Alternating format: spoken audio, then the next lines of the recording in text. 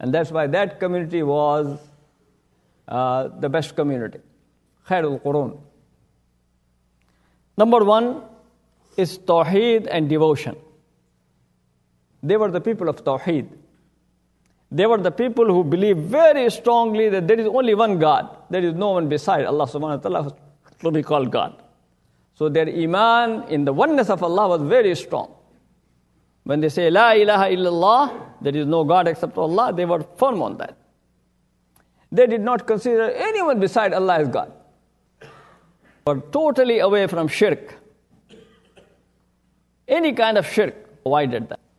Tawheed was very strong. It's a very important aspect of their life. They recognize Allah as Lord, provider, nourisher. And Tawheed made them understand the truth, the reality, and also made them, because this is the most intellectually the most satisfying principle. And this is also morally most dignifying principle. And it is also socially most equalizing principle.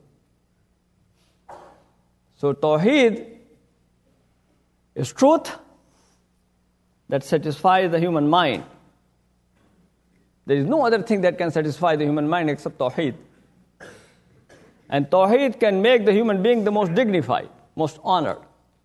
Because then you don't bow to anybody else except to the Lord of the world, the Creator.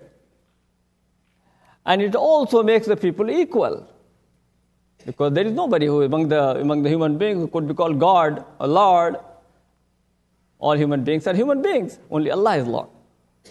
So it's most equalizing principle. So once you realize that, it gives you a different kind of personality.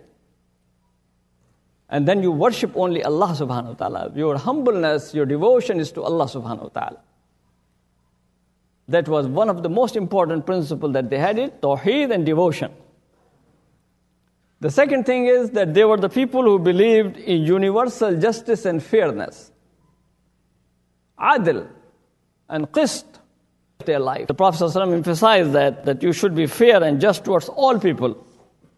Regardless of their religion, regardless of their gender, regardless of their races, and regardless of their languages. He changed the whole status of the society.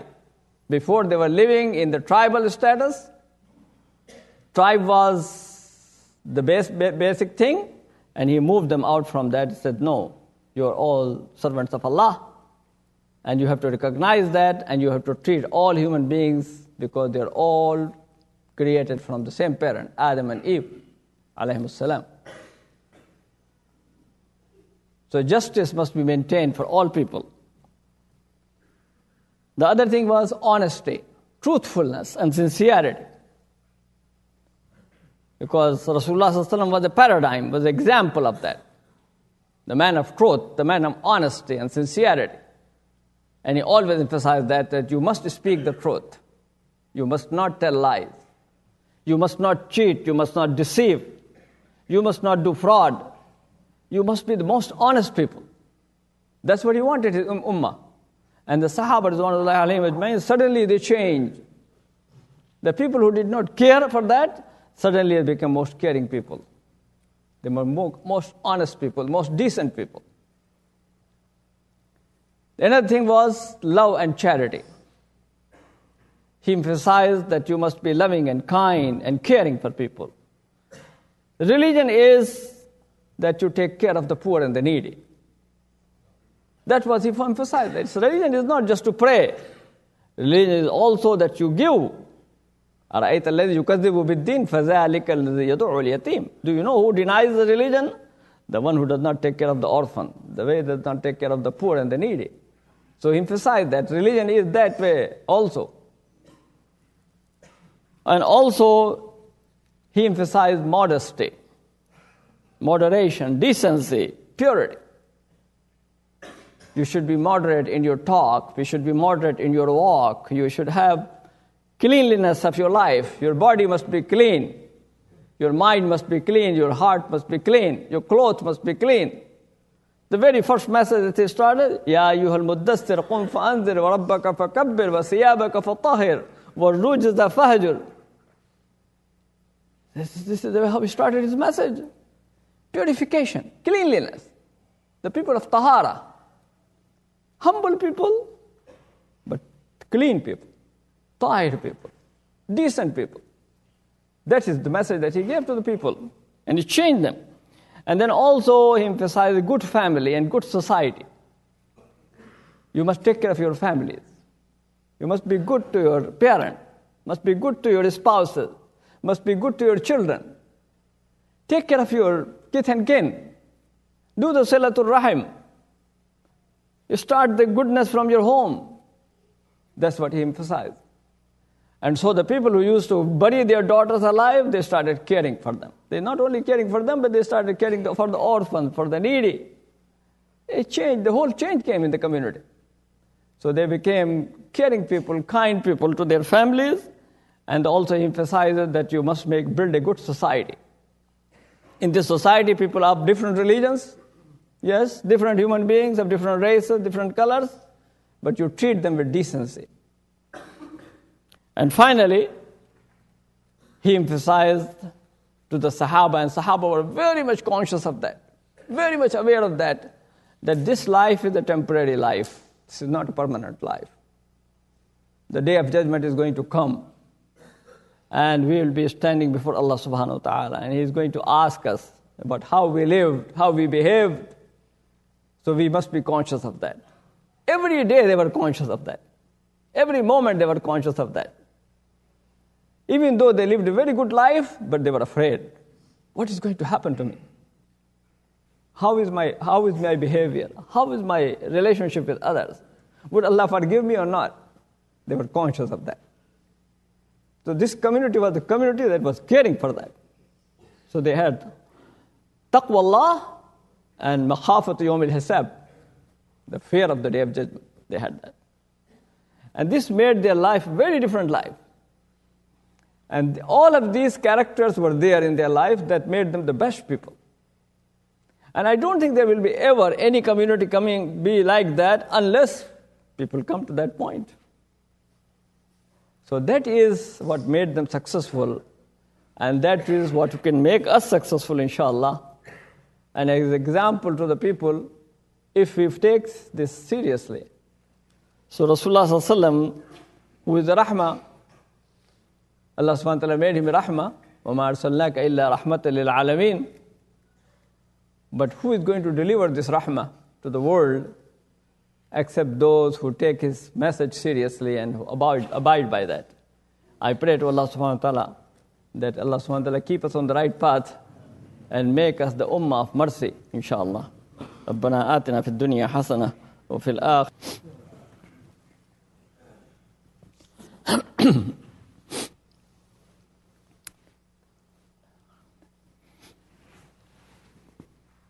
الحمد لله رب العالمين والصلاة والسلام على سيد المرسلين نبينا محمد وعلى آله وصحبه الطيبين الطاهرين.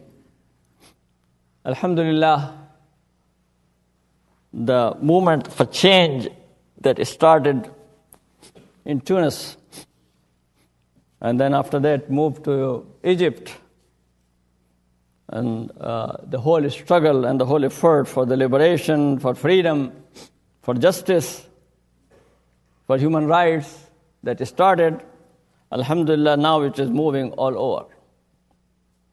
And that wind is blowing, the wind of change. It is now in Yemen, in Bahrain, in Algeria, in Libya, in Syria, in Jordan, and inshallah others will follow.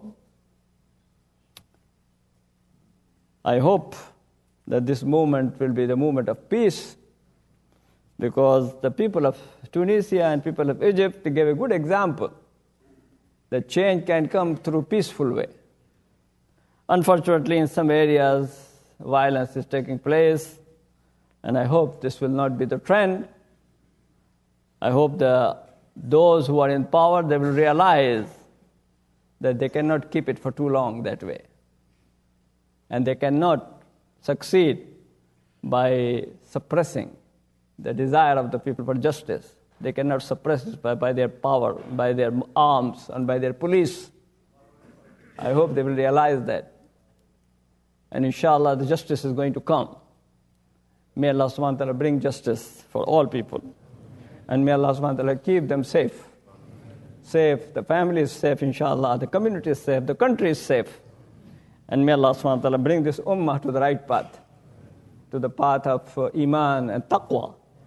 And wherever the change takes place, the change should bring them to the right path of Islam, because that is this is what the ummah is all about.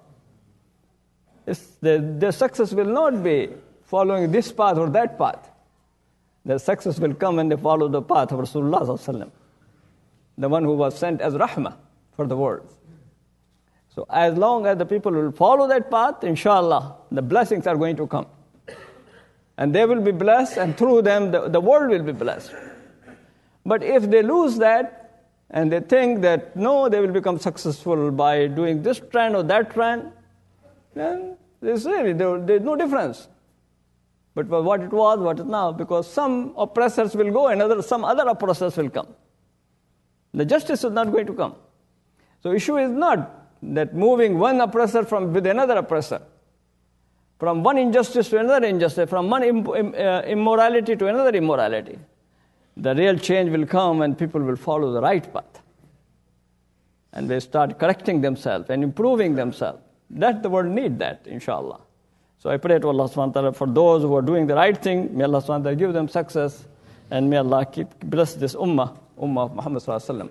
Inna Allah wa malaikatahu yusalluna ala nabi ya ayyuhalladhina amanu sallu alayhi wa sallimu taslima.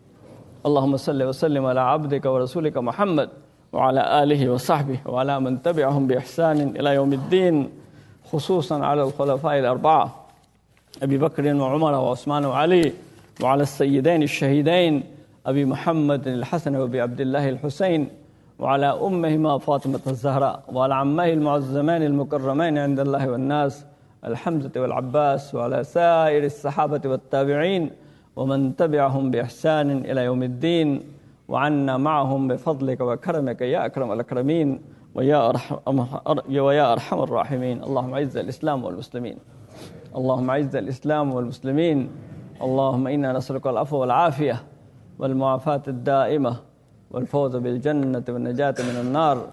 اللهم إنا نسألك الهدى والتقى ودرجات العلا. اللهم أصلحنا وأصلح أحوالنا، اللهم أصلح ولاة أمورنا، اللهم اجعل ولايتنا في من خافك واتقاك واتبع رضاك يا رب العالمين. رب اغفر وارحم وأنت خير الراحمين. عباد الله رحمكم الله، إن الصلاة تنهى عن الفحشاء والمنكر ولذكر الله أكبر، فأقيموا الصلاة.